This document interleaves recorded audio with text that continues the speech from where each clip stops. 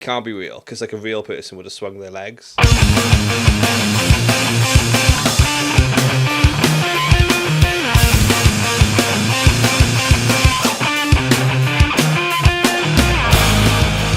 Hi everyone, welcome back to Get Your Deck Out. It's me, Old Emo Dave, and we are here back way past the edge of the eternities to talk more about your metagame roundups, your what to be playing in competitive Magic, with my good friend Scott, 11th MTG. Scott, we're way past pre-releases, decks have been getting put together, plans are being made for road trips, but in the meantime, how are you doing? I'm not too bad. I enjoyed doing some of my own content for you to get in the YouTube algo a little bit more as well and try something a little bit different. But I'm looking forward to, well, looking forward is a strong term, but we can talk about some standard decks, but we've got some other stuff to talk about. We've got a big tournament in the UK coming up in October. So we'll wait and see. And we can talk about some Eternal Impacts as well, if there are any. Yeah, absolutely. In this podcast, we do focus on your 60 card Magic tournament play, but we like to venture out into different TCGs from time to time, and most importantly, though, across all the formats that there is to play in Magic. Where you're playing to win, not playing to agree to make this last 2 hours until your partners or two come and pick you up. But if you do like that kind of thing, our next tournament we do have, and there's a little bit of a link in the description for tickets, is a Pauper tournament.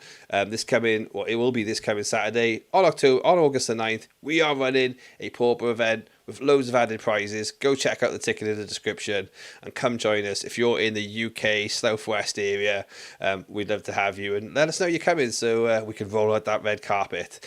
But once that tournament is over, Scott, we'll be deep into standard, planning for RCQs, planning for the Liverpool Spotlight Series, aka the GP. So keep a strong eye on the meta.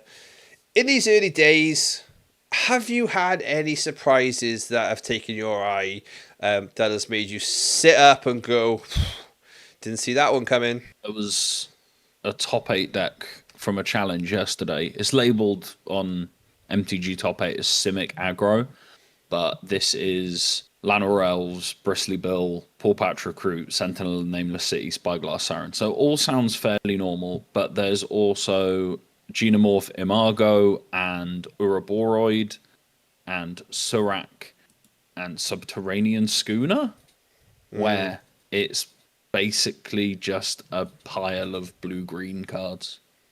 And I don't understand how this top 8'd. The Simic deck we've all been praying would arrive. I looking through the list, it top 8'd and then top 4'd the next day. I think what we can safely say is that the element of surprise rung true, I guess, for people. Overboroid, I think I'm saying that the correct card right, is probably a massive reason why the deck was successful. Something that I've seen just be incredibly strong in some of these like go wide, put creatures on the field decks, and something we didn't put in any of our spoilers because I tend to look at something like that and write it off as a bit of a commander card, but stats, it's just a 4-drop dude. Like that's all it is it's just a stat monster, but it's a lot of stats really quickly, and especially if you're getting up there in terms of mana, Bristly Bill combined with Uraboroid, that's a lot of power very quickly. And in the top decks, we're not really seeing that many Wraths. So blue-white control's kind of floating around, and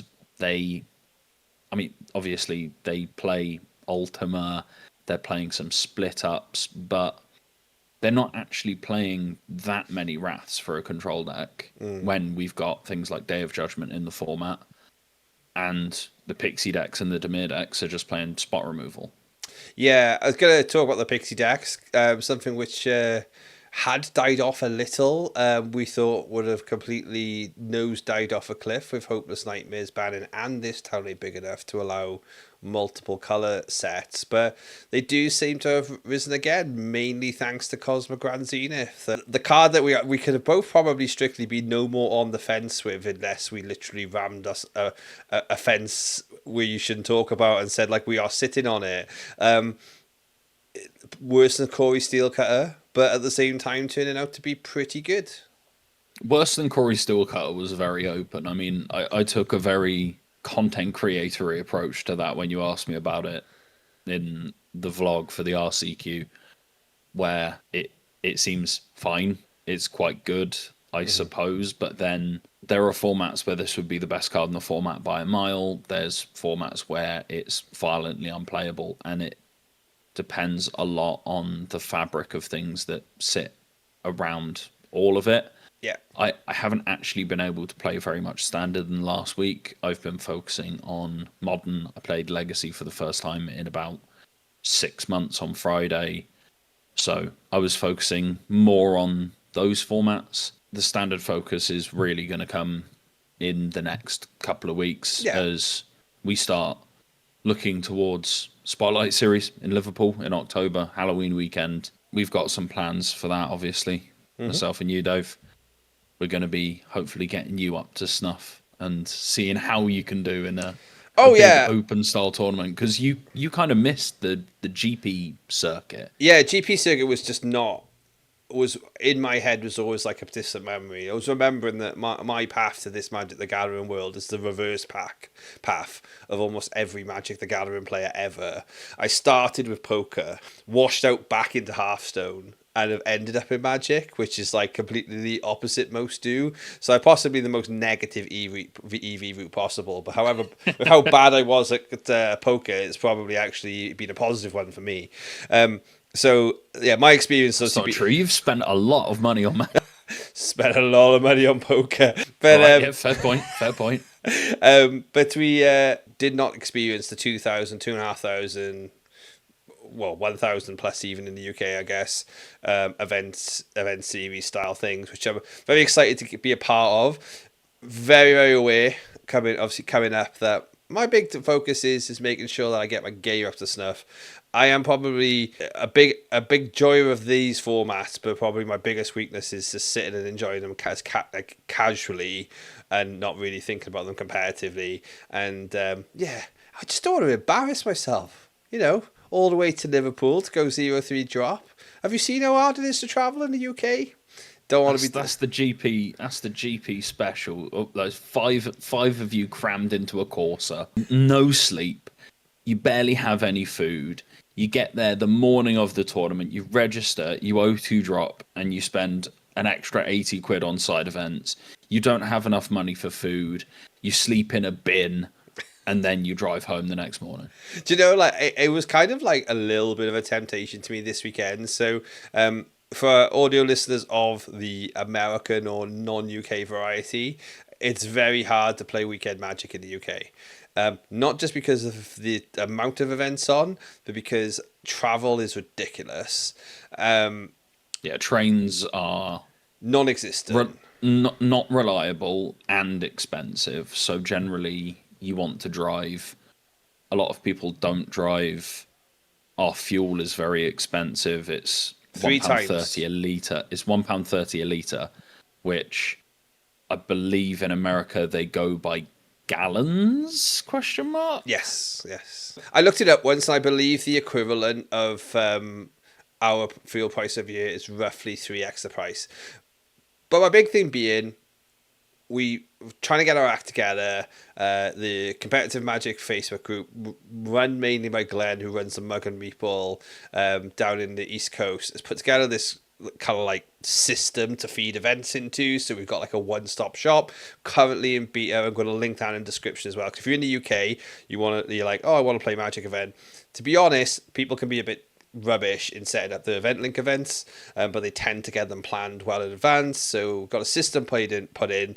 So I thought, it's the first weekend. Partner's got away with the kids because I was doing work things. So I'm left at home alone. I thought I could play an RCQ. And it's like, I'm going to have to travel 3 hours to Castleford.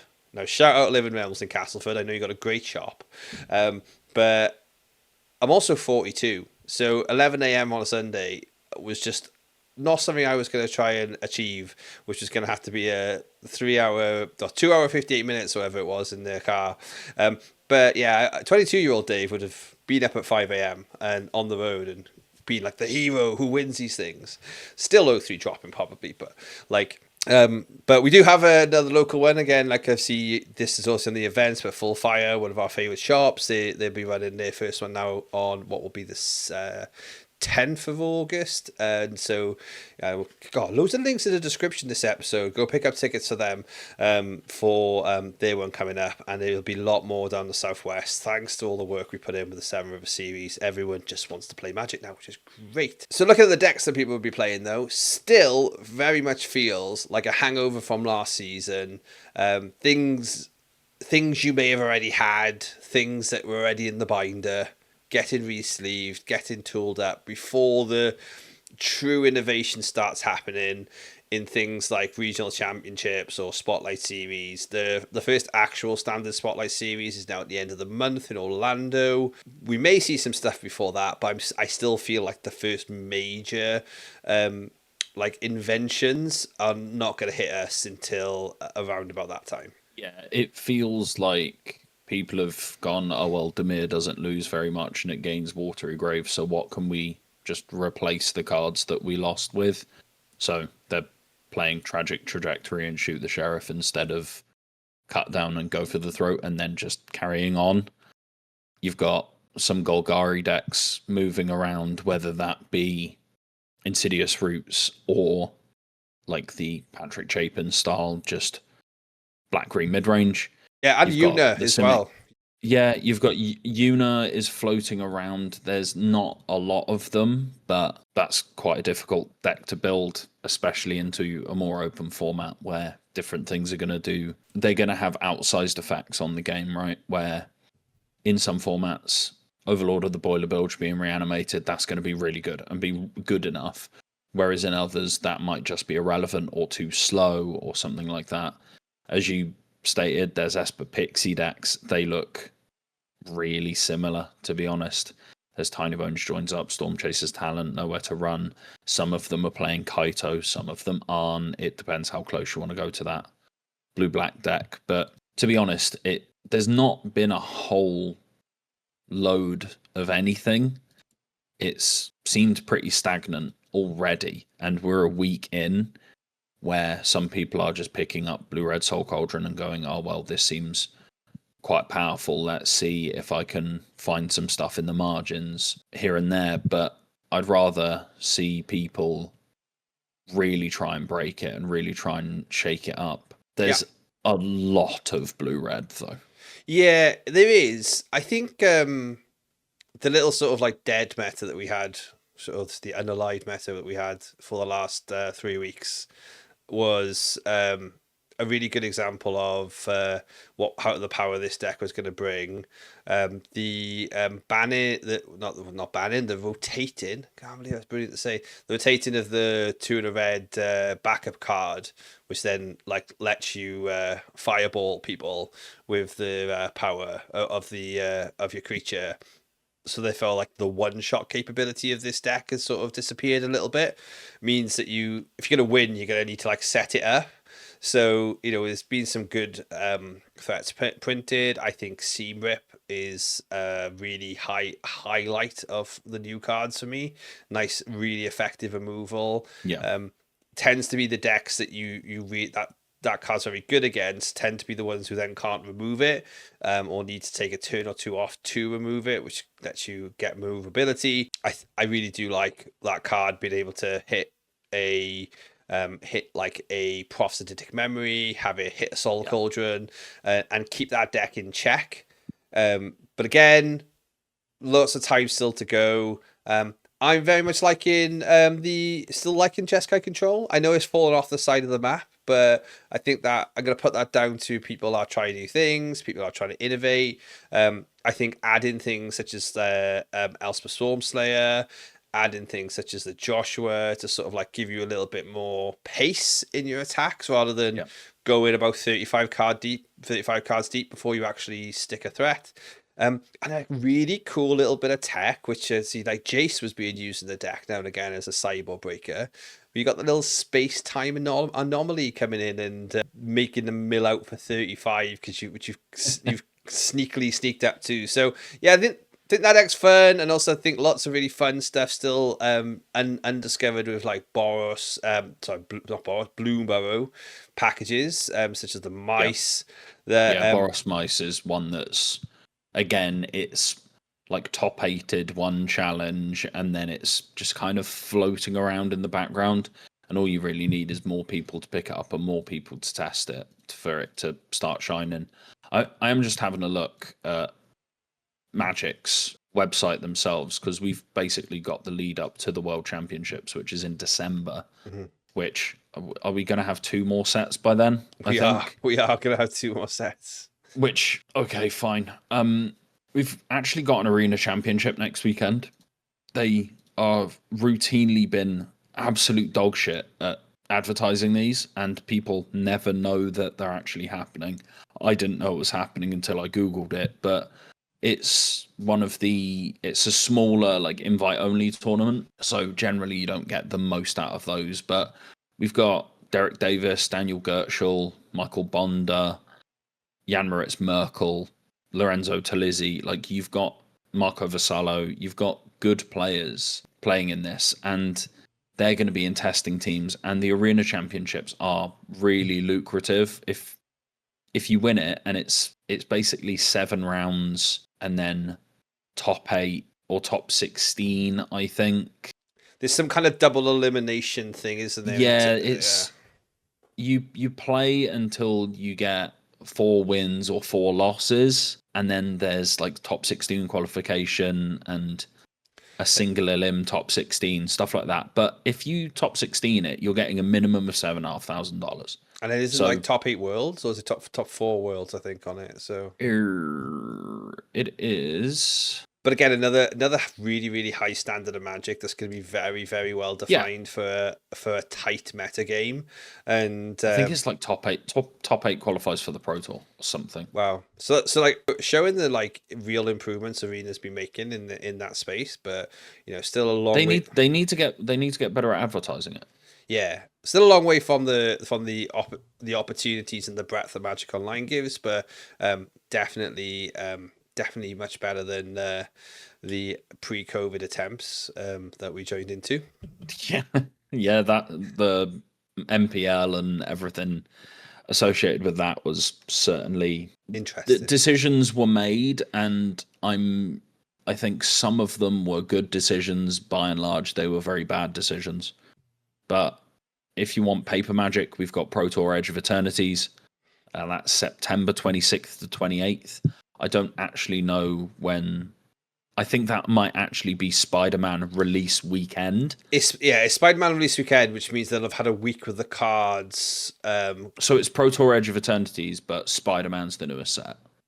Correct. So what I'm hearing is that this format that we're currently in, so you're talking the next month and a half. So what, 7 weeks? 7 weeks. Realistically, if you go really hard and you play 2 RCQs every weekend, you've got 14 RCQs between now and the Pro Tour. A new set comes out, and a new set that seems to have quite a lot going on. Some powerful cards, obviously we need to wait and see with a lot of them. But then the Pro Tour is going to be about Spider-Man cards, not about Edge of Eternities cards. And we've already had 7 weeks with this format of challenge results and RCQ results, where if we didn't have Spider-Man, then it's going to be a solved format. So I wonder if this is called Pro Tour Edge of Eternities because it's another thing to do with Wizards and Marvel seeming to have some arguments over naming rights, where we can't have Spider-Man on Arena, where they weren't allowed to call this Pro Tour Spider-Man. Very possible. Very, very possible. They have called Liverpool's event Spotlight Series Spider-Man, so I'm not too sure about that. Pro Tour's a different level of impact and vision, though, isn't it? Really? Yeah, possibly. It also potentially leads into like the original planned vision for what the Spider-Man set was going to be. Like, let's just remember we're still in the cycle now, so they always tell us like development cycles for the sets are sort of 2 years. They go to print about a year before, or like so they're nailed down. But about 3 months before they went to print on this set, they basically got told Assassin's Creed was dog water, print more standard cards. Oh, And hang on. Pro Tour Edge of Eternities is modern. love to see it. Little bit of a shake up. A little bit of a I shake. didn't know that. I guess thinking about the feeding into it, we're on the I'm kind of just trying to make a justification. Technically, Yeah, I know there is some logic with like the RCQ to the RC to the Pro Tour, but I've completely lost track of all of it. If I ever win one of these tournaments or even do well in one of them, then I'll start paying attention. But until that time, I'll continue to be a scrub where I can't win. But I was just sort of like thinking about the likelihood of this back end of this year. We are incredibly stacked with important events now. Spider-Man, from a lot of the whispering on the internet, has been everywhere, and we're not really gonna like go into and talk about the cards or the what's coming out. You can see the Infinity Stone in the background of the episode. For audio listeners, we do have it up as a little bit of a nod and acknowledgement. There's been a lot of chatter, but it almost feels like the space where they put this set was where they intended to put a mini set. Or some kind of set that was actually going to be maybe a commander set only. The chat over last year, which is, if this is a response to feedback, great. But like, you may as well lean into it if that's what you've done, because it does feel like Spider-Man was maybe supposed to be a little bit more commander focused, or maybe even a bit of a mini set. But they've now pivoted to, no, it's right that it all goes into standard, because that's what we want people to be doing. Everything next year is standard, and deal with it. Yeah, 6 sets is too many by at least 1, possibly 2. If they were doing 4 standard sets and then 1 that wasn't a standard set, then fine, fair enough. We've seen sentiment even from established players where they're looking at the current standard RCQ season and going, there's no point. I'd have to spend 300 quid to get a deck. Mm-hmm. It might be irrelevant in 2 weeks because of metagame forces. And then I'll turn around and update it or buy some new cards or change my deck. And then 3 weeks after that, another set's coming out. So what's the point? And I understand, and I've said it before on the podcast, Hasbro shareholders need a new yacht. We need to continue being the dying horse that is beaten steadily even more, and they need to squeeze every dollar they can out of us. But it's getting too much where I used to pay attention to secret lairs because I enjoy a secret lair. I think they're really good, especially when they're just skins.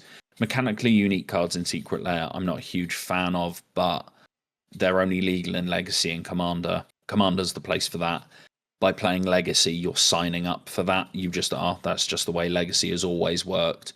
True Name Nemesis was one of the best cards in that format for years, and that came from a Commander set. That's just the way it works. It is what it is. With Standard, it is still very, very jarring to see Final Fantasy cards. You see Sephiroth on the other side of the board. It's becoming normal, like gradually, but I don't know if it's becoming normal in a healthy, oh no, this is actually okay way. I think we're just getting Stockholm syndromed into going, well, Magic as a game is too good to not play if you're into this sort of thing. If you're into TCGs, if you're invested in Magic, in terms of pure game design and fun, I think Magic is number one, far and away. Mm-hmm. I've played Yu-Gi-Oh! I've played a little bit of Final Fantasy, admittedly not very much. I know Flesh and Blood's also very good, but also that's more leaning towards the skill-intensive side as opposed to the variant side. There's a reason Magic has been around for, 32 years now. There's a reason for that. And that it feels at times like they're trying everything they can to drive people away, and all they care about is money from collectors. And people have made jokes about the Funko Popification of Magic, the Fortnitification of Magic. We've said it ourselves. I've said it before, Spider-Man just feels like one step too far in that direction, but there is a very real possibility that we're having more Marvel sets, because I believe when they announced this as the unannounced Marvel UB, they said it was the first of a couple, at least. Yeah, I think we're definitely expecting 2025 and 2026 at a bare minimum for Marvel IPs in general.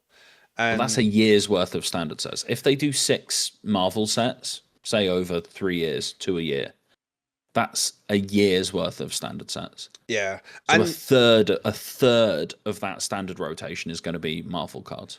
And the concerning Fortnite-ification, I probably think the Funko Pop-ification is probably the more on the money element, because the difference with Fortnite, as we know, like it's just skins, and even the entry level for paid a little bit more is $7.99, right? So like, my actual, and I think Spider-Man collector boosters are already nearly $1,000. So yeah, my actual real life narrative of Sephiroth, the Fabled Soldier, a card that is being played in a Raise the Past sacrifice deck. We did mention it. It's okay. It hasn't put up results. B hasn't won anything, but is seeing a lot of play. I had a lot of the bulk of the deck and was basically 3 Fable Sephiroths away. So with some credit, I bought one. It arrived. I've decided to just can it because I think I'd rather just maybe have You don't want to spend 80 quid on 2 more Sephiroths. Well, yeah, because I just thought I'd have like, and also I kind of like an idea of like the other deck. I just literally have the Pixie deck other than the Cosmograph Zenith and literally just have it here, right? So then I thought, right, I spent £33 on that Sephiroth, like my initial Sephiroth, and then I bought one ages ago for 28 quid. So this is not even a month, right? And I sold them today for 40 each. So that card is just doing that. And it's doing that exponentially because of... And that's not because it's breaking standard in half.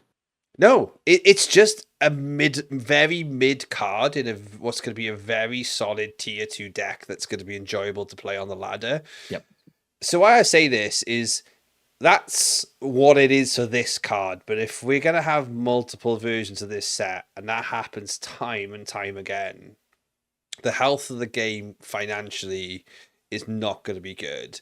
Now, yeah, it's becoming harder and harder to play the game at all, let alone play the game on a budget, when you're doing these sets that, yeah, fair enough, they're selling really well, they're making Magic loads of money. Great. I really love that the game that I play is flourishing. Like, I'll use old school RuneScape as an example.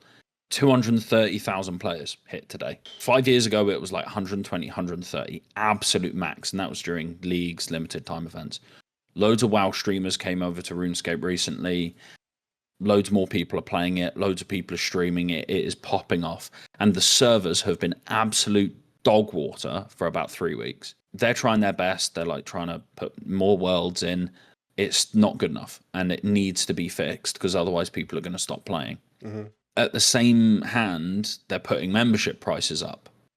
So it's not just Wizards, it's not just Hasbro, it's just every company. I'm not going to go on a anti-capitalist tirade on this podcast. Maybe in a couple of weeks when you get me to record when I'm actively drunk, that might happen. But like Vivi should be 20, 25 quid. And the Final Fantasy booster pack should be 4 quid. Yeah. But they're not. Vivi's 40 euros or 38 quid-ish. And the packs are £7 each. And yeah, fair enough, collectors get to go, oh, I've got some Magic Final Fantasy cards, isn't that cool? But then the people actually on the ground, in the trenches, playing the game, keeping this thing alive, are having to eat that in the wallet because we're needing to pay 40 quid for a Sephiroth. Yeah. And the jump is becoming much more of a hard swallow, isn't it? Like you got these cards that are gonna be 40, 50 quid, so like this, it creates that sort of like, I'm gonna roll the dice culture almost. And then yeah, like these £800 collector boosters are ending up with like £120, £130 worth of cardboard, like at best. So or you hit the full art Surge Foil Tifa or Yuna or Tidus or whatever, that's £4,000. Exactly. So listening to the only advice that we can give, so that it's not financial, is make sure you're buying your singles. If you do have a card market account, obviously do just use it. But if you don't yet, further links down in the description to our affiliate code, the card market. If you join that, helps us get a bit more kickback, and it means you'll save a lot of money just buying the deck and buying the cards that you get from card market. So I have been using Card Market for literally 9 years. So and that is before I even thought about doing content. That is before I even met you, Dave. yeah, And use if it. that should be proof. That should be proof that you should go down and use the affiliate code for Card Market. They are brilliant. It is, if you're in Europe, it is the easiest and best way to get cards, because you can sell your cards. Look, I've got a pile of cards here. All my stuff that I've listed recently, that needs to get sorted into the box. Some of it's sold already, and I've got money sitting in my Card Market account, and I can turn around, and if I want to play Blue Red Cauldron, I can at least get a couple of the Soul Cauldrons, something like that. Exactly. So make smart financial decisions. We do rant loads of this podcast about not spending too much money on cards, despite going and doing it ourselves. But the big education, we make those mistakes, and other people, we don't want other people to make those mistakes. There's no need we have always been, as TOs, as players, and as content creators now, I hope people understand that me and Dave do this for the love of the game. We are doing this because we really love Magic. We wanted an excuse to talk about it more and talk to you guys about it more, and try and impart some of the knowledge that we've picked up from being more seasoned game players, if you like, whether that be playing poker on semi-international circuits for years, whether that be streaming Hearthstone, or whether it's playing Magic for 10 plus years. There's useful information that you can get out of that, and that's why we do it. Exactly. Gaming is fun. Make sure it stays fun, and you can do it on the correct budget if you are smart about it. We love gaming with cards, and again, I'd love to play lots of different TCGs and have time for that, which is why you should sub to the YouTube so that we can afford to do it full time. But there is a new card game coming out from the makers of League of Legends. Riftbound is due to hit us in this coming October, and despite the fact that we've done very little diving in personally to the cards that there are and the mechanics, I think just for those who don't know too much about it, it's probably best described as a crossover between Marvel's Snap and Hearthstone, hence why I'm interested. So that's my interest. Loads of weebs across the world are interested because the art is basically League of Legends canon, League of Legends lore, everywhere you go. But as usual nowadays with TCGs, they do their best to reach out to content creators. They do best to reach out to pros to come play test, to kind of like refine systems and effectively learn from mistakes that the community is saying. With this game, we've seen early shouts from Brian Kibler, Jim Davis, that playtest is fantastic. The game looks great. Pete Sully's been working with Riot on the game as well. Exactly. So seasoned pros, and we've talked before. We just highlight that they've come out with their organized play plan. So they come out from the jump. So to talk about like some of the top level highlights, they've come out from the jump to say, yep, there's 3 levels: competitive, casual, and professional. What I love about this, they've come out with a game. They've instantly said, we'll let you play it multiplayer. But the first thing they've said is, if you want to be competitive, 1v1, 2v2. None of this Commander competitive EDH discourse. It's just a case of like play it multi-way, but multi-way gets out of hand. Multi-way can't be capped. Play it 1v1 for the proper skill level, or play it casually. But play it with the resources that the game is gonna focus on building for 1v1. So for those of you who do remember before my time, it's the return to the Commander that it always was. A bunch of the bulk rares out of your folder, slammed in a deck for you to have fun with the mates. Number one, I can't wait for that one on it. But number two, there's a clear path for how they're going to support local game stores with regular promos, playable promos, and paths to playing in a top tier event. I pass this off to you, Scott, to take a look at, as someone who obviously was involved in the Magic structure when it was quote unquote good back in the day. What were your first thoughts on this structure and what that would mean if you were a player? First thing I'm going to say is the current format for Magic Competitive, where it is RCQ, RC, Pro Tour, Worlds, I suppose. That's the best it's been, and people might remember PTQs fondly, PPTQs and RPTQs. Take your pick. The current format is the best one, and they are doing well with it. There are just certain things that me and Dave will nitpick with because we do so many of them and we do it so much. And we're always going to turn around and go, well, we're coming at it from the perspective of not necessarily the best players in the world and we'll be qualifying for Pro Tours, but we care more about building communities around this sort of thing and building communities around competition. And part of that is, as you said, like having good promos. With that being said, with Riftbound, it is, you've got Nexus Nights, fun, flavorful name, but that's just weekly play, essentially, your F&M, basically. You've got twice per set, essentially a game day. It's called Summon a Skirmish. You can win playmats, top 8 promos. It's store champs, game day, standard showdown, all that sort of thing. The thing I noticed here is you can earn round 1 buys at regional qualifiers. Don't like that, but we'll come back to it. From set 2 onwards, there'll be pre-releases. Cool, that's basically a given with any TCG.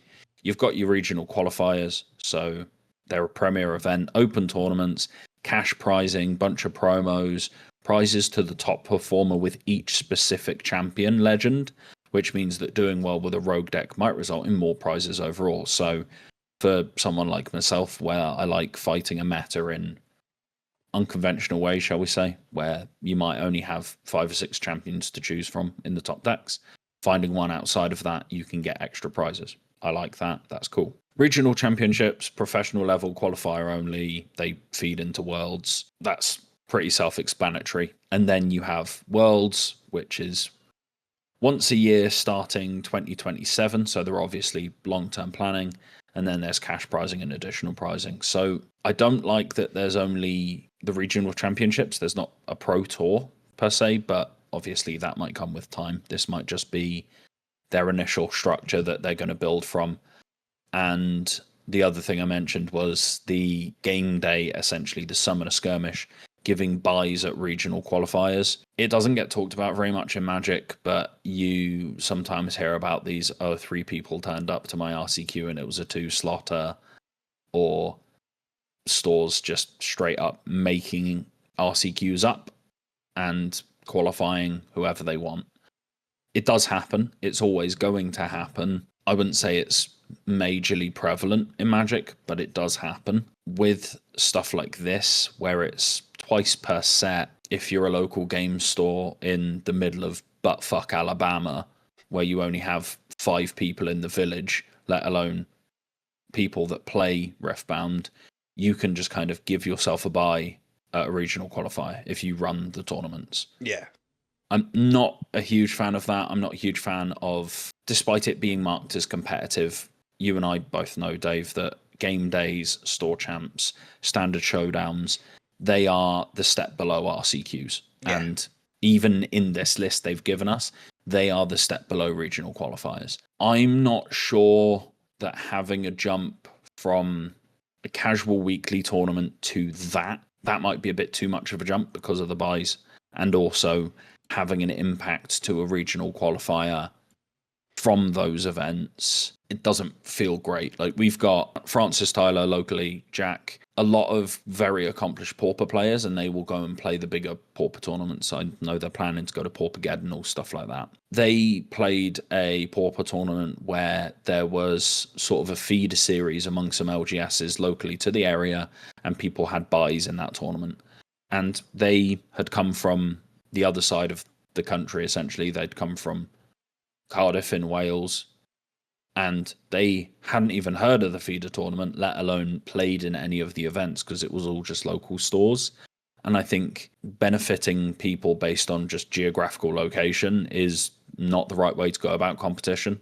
I'd rather just have people play on their own merits. I'm all for having feeders into a bigger tournament. So, for example, with the Seven River Series that you sorted out, you can use that to get entry into other things. That's a good way to do it. Do you get buys in it? No, play your matches. But you can roll it and enter more tournaments. So if you're like, oh yeah, if you win this tournament, you get free entry to our regional qualifier. Great. That's awesome. Because then you're compelling people to come out and play more. Yeah. I think with these and anything like this, it's the communication is number one, though, right? That if you're doing it that way, you're doing it that way. It's also to be seen in the where they take this. Why we thought bring this up on the pod today? It's good to see Riot Games, of all people, get into the space, because let's not forget, like, it's Riot Games, who is basically Tencent, which is basically China, right? Like, you know, like, so the big money is coming in. Pokemon money is coming in from another source, but what they're doing, they're coming in and basically saying, we're coming after Magic the Gathering. In relation to sort of like their setup and like their play. Whether there'll be a battle or whether it'll be a fight, who cares? What is great is it's another good system in play, which then makes the overlords, makes everything better. Yeah, makes the overlords up in head office go, oh, we better add an extra 50 grand to that world. Oh, we better add an extra 10k to every Spotlight series. Maybe we should make our promos for Standard Showdown actually playable and get people playing our game instead of Riftbound. Exactly. So great thing that they're coming in and not just kind of durdling into the space. I kind of, probably based on their current setup, Lorcana's incredible now, but Lorcana just appeared and then figured it out. Right, so like they're 3 years in now, and they're now sort of really getting their gears churning.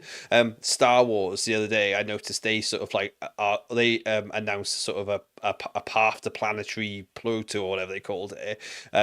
But like the game's been out, it was something like that. I'll put the real thing up on the screen now. Like, but this is like 5 sets after they've been launched, and also stuff was happening anyway. So they didn't really think about it. They just went there, YOLO, like spurted a card game out there. Riftbound are coming in and going, yeah, cool, this game's going to be competitive. People are going to engage with it because we know people love our IP. Yeah. But and then on the flip side as well, talking about obviously like IPs, is, you know, Riot have been involved in Magic previously, so Riot have probably looked at their involvement with Magic and gone, hey, cool, that was cool for us. They then obviously we can do this. They bring it into the space. The thing I'm hopeful for most of all is I love watching Magic coverage. I watch, shout out Will Hall. Yes. Constant Twitch stream raising money for Ukraine, so a great cause. But it's just constant Magic coverage. On and on and on and on and on. So you can put it on for 5 minutes and just zone out, stare at the ceiling lights, listen to it, or you can sit and seriously watch it for a couple of hours. It's great. You see all sorts of different decks throughout history. It's really, really good. Riot are proven to be basically the pinnacle of esports entertainment. Yes.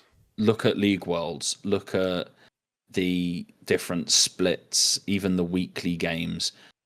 Time and time again, League of Legends is leading the way in terms of esports. We talked earlier about the MPL, not quite so good. Nope. But when you look at the most enjoyable esports, basically, the most popular ones, you've got things like CSGO and Siege, you've got Rocket League, you've got League of Legends, that sort of thing. League of Legends is the one that gets the most people, even people who aren't interested in the game, because the casters are really good and really well trained, and the setting is good.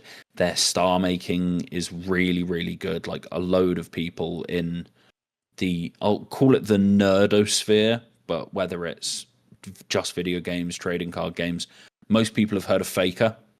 Yes. even if you've never played League of Legends. Don't play League of Legends. Only really interact with these games in CS:GO. But I know who Faker is. I spot him out of a crowd, and I understand that he's the GOAT. Right? Like, yeah, but that's the star making power. So I hope, even if I just come at this from a Magic focused perspective, because it is unlikely that I'm going to turn around and start playing another trading card game. It would need to be really, really, really good to pull. Send us some stuff so we can pull him in. What I'm hoping is the esports element of it is at least good. Yes. Where Magic coverage used to be pretty much a leader in terms of TCG coverage. It got really bad for a little bit, and then recently it's been really, really good again. Mm-hmm. And it was getting better, and then it seems to have just kind of stayed where it is a bit. And you can tell from watching the Magic streams that they have learned from people like Riot and how they do their League of Legends. Like, Worlds is awesome to watch. Even if you don't know League of Legends, you don't understand what's going on, you can watch it and you can still be in awe of the spectacle and how it's all set up. It is fantastic. I want to go watch a live event because they just seem really good. Yeah, like you can just like passively like be watching an event like that because like you're getting told a story and like seeing covered like today, like we're filming on the 3rd of August, so I've just watched the CS:GO like mini major like final, and again, I don't play CS:GO because I'm 42, I can't shoot for shit, right? But actually the game, I enjoy the game. The game's fun to watch, but also at the same time, the game, like they build great stories, they build great narratives. Yeah, we got so much opportunity with all of the UB, with all of the people coming to the game. Magic can do this. Really happy to see that Riot will be here, and they will do this because they're not Pokemon, right? Like Pokemon, I always look at this now and go, Pokemon's the enigma to itself. It seems to just exist in our space, but not care either. Like, they're popular just because they always will be now. They're big enough. Like, I do just wonder, like, if like they really focused on the game rather than the collecting, whether that would change things. But why would they? Like, they just have this whole world built around the existence of the trading cards. So, I've just had a look, by the way. So on Twitch right now, LTA North 2025 Split 3 is currently on for League. 8 teams participate, top 3 qualify for the regional championship, and there's a whole like way it works and a setup. Sunday night, yeah, fair enough, but it's got nearly 11,500 viewers. How many people are watching Magic in the whole? I bet it's like 6. 3.9.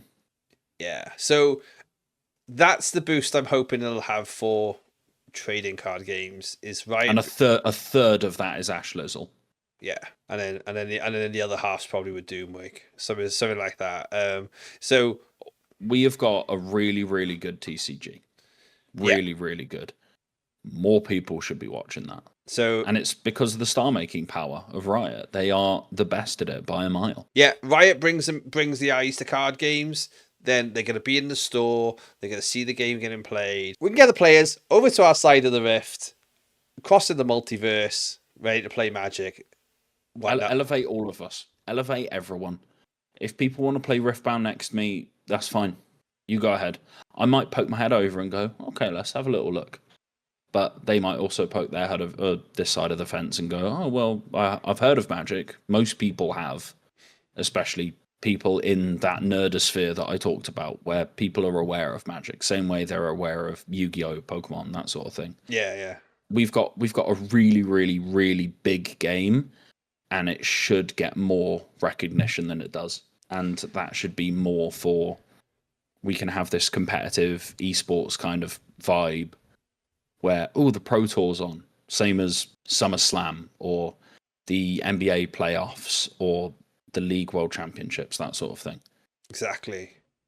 But maybe not competitive Yu-Gi-Oh for a while. We'll talk about that in another episode. They've had some interesting, controversial rule changes that. Yeah, we'll wait and see what happens with that one, because I think they've 86'd it, and then. I still read it. I read through it, got some explanations, and still went, well, how do I win? It was just went out my head. But shout out any Yu-Gi-Oh players listening to this. My heart goes out to you. And then we've all got to go and have private lessons with UK champ Aaron Boyan. Oh, I've said his name wrong again. Aaron ends in a B. We got lots coming up. Also, stay in touch, not just with us here on YouTube and the Oldie with Dave channel. We're going to be having giveaways, and we're going to let you know at the end of this episode about our Instagram. Go find our handle. Just go across the top of the screen here.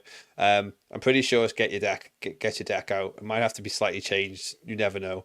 Where we're going to be hosting clips on the show, just general Instagram-esque content.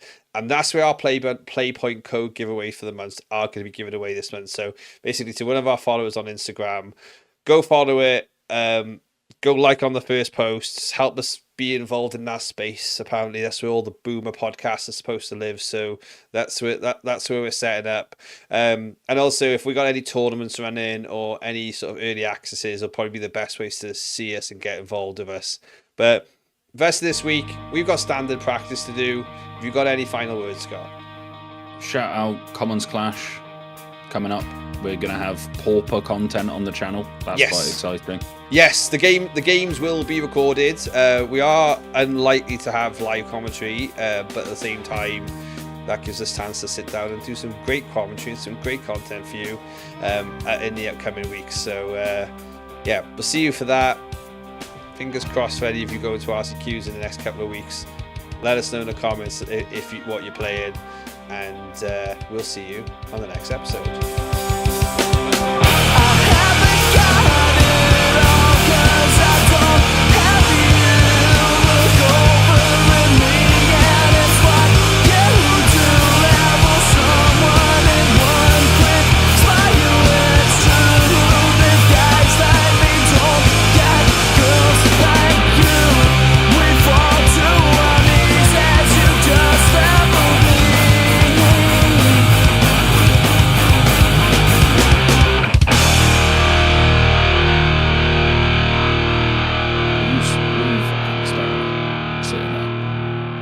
Maybe like the stupid video eye thing.